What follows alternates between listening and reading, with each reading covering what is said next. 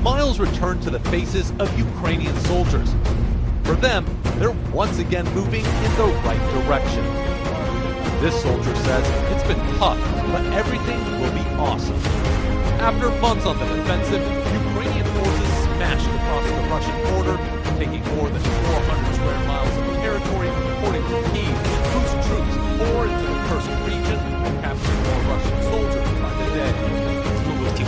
The attack shocked the Kremlin and humiliated President Vladimir Putin. Moscow has been slow to react, but after more than 2 years, the sheer weight of Russia's military machine has ground down Ukrainian defenses in the east of the country.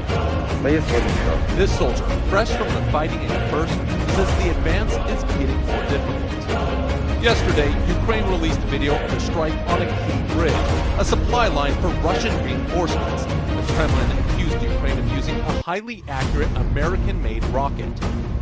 President Volodymyr Zelensky updated the nation.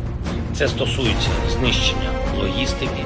The operation, he says, is about destroying the logistics of the Russian army and draining their reserves, adding we must inflict maximum damage on all Russian positions. We're doing it. Kyiv's incursion also brought the war into the homes of many Russians along the border. Moscow says it's evacuated more than 120,000 people. Ian Lee, CBS News.